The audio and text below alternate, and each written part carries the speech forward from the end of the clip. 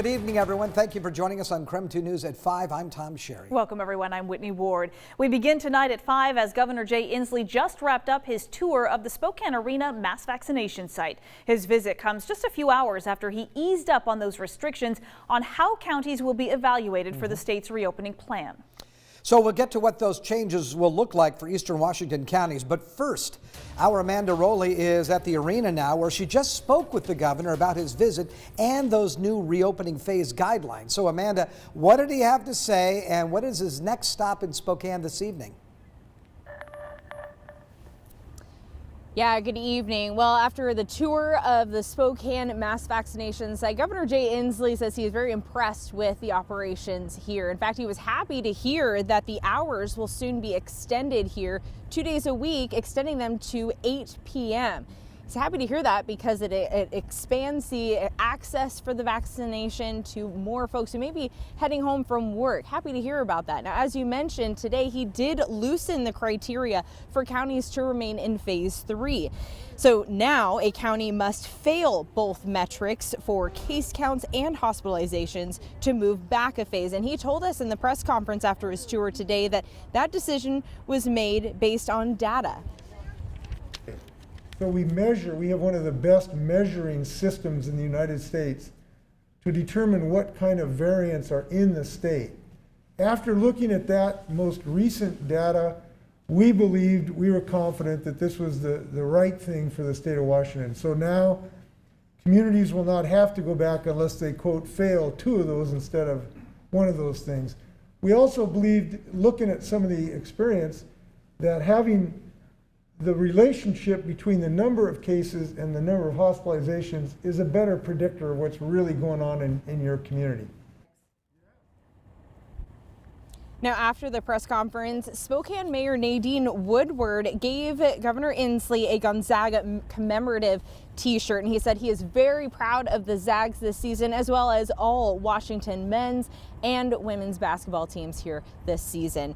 Now, as you mentioned, Tom, you asked where he's headed next. Well, he wrapped up his tour here at the mass vaccination site at the arena. He's headed over, probably wrapping up now, his tour of the Second Harvest facility.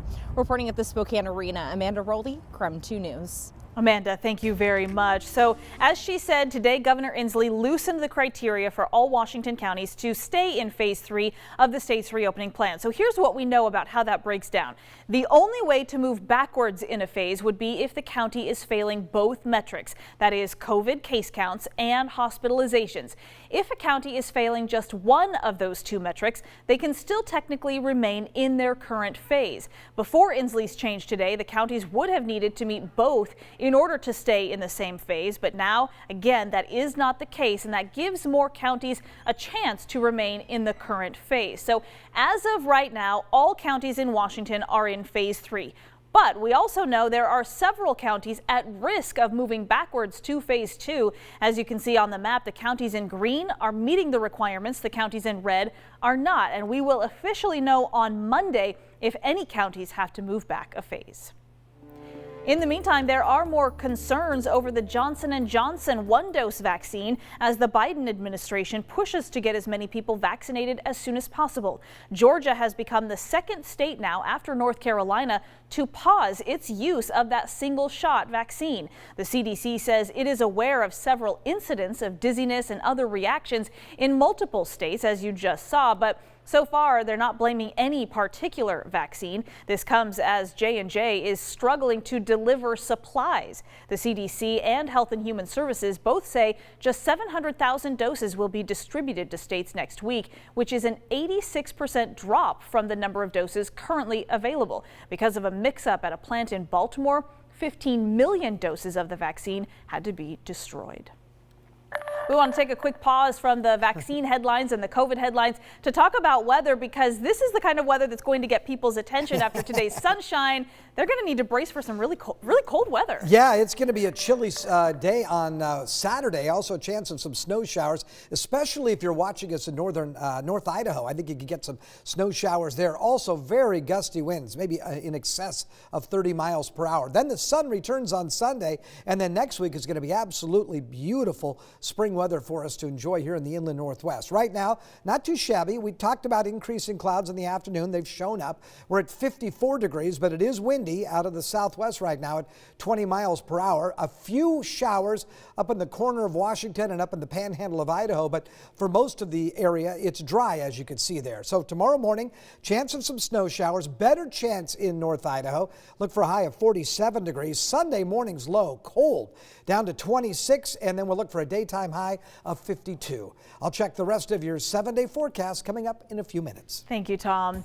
In sports news tonight, Gonzaga guard Joel Ayayi announced this afternoon he is declaring for the NBA draft. Karthik Venkatraman is joining us now with what he had to say and also how his teammates are reacting. Hi, Karthik. Hey, Whitney. Yeah, Ayayi declared for the NBA draft, and it's not really that surprising after the season that he had. It was expected that this would be the case after he basically locked himself as a draft pick. Ayayi averaged 12 points per game on 57.5% shooting. He showed his ability to cut to the basket without the ball to get himself easy buckets. The guard also shot well from three-point range, shooting at 38.9% overall. Ayayi was a good rebounder, averaging 6.9 per game. That's the most ever in a season by a Gonzaga guard. He had the first triple-double in program history, too, when the Zags played in Portland on the road in January. He's expected to go anywhere from the late first round to somewhere in the second round in the NBA draft. Ayayi released a statement today. In it, he said, "My 4 years at Gonzaga have been unforgettable and some of the most special times in my life." And to the fans, he said, "You will always hold a special place in my heart, and I'm honored to be a Zag forever." Several of his teammates from last year's team posted on Instagram about Ayayi's decision.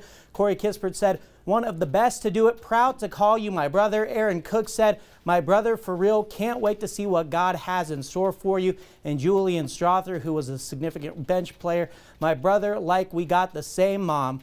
I love you, boy." And then his former teammate and fellow Frenchman Killian Tilly said, "It's time." So that was a big one as well. Of course, the fans love Killian Tilly, and Ayayi and him are good friends.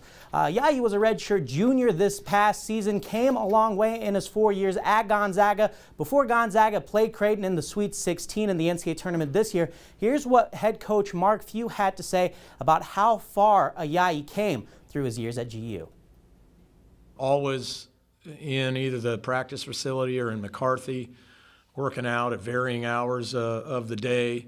I mean, if you think about where Joel was his freshman year to where he is now, I think is amazing. He brings an infectious enthusiasm with him, and he's really came a long ways. I was one who, when he first got here, I was just like, man, with that body, I didn't know how we were going to make him a functional, high-level Division I player, and he's so much more than that now. It's right up there with the best of our development stories. A cool little underdog story. Of course, Ayayi was also known as the team prankster too, always keeping it light, messing around with his teammates and playing playfully with them, poking some fun at them. He's definitely a personality to go along with the fact that he's a heck of a basketball player. We wish him all the best moving forward. Yeah, he will certainly be missed. He was very fun to watch, but of course we wish him the very best as he moves forward, and always fun to see them succeed at the next level. For sure. Karthik, thanks very much. Yep. Still ahead tonight, KREM2's vaccine team is getting you the fastest information on the COVID vaccine. So we're asking a health expert everything you need to know before vaccine eligibility opens up again here in Washington. We've got a live interview coming up right after the break.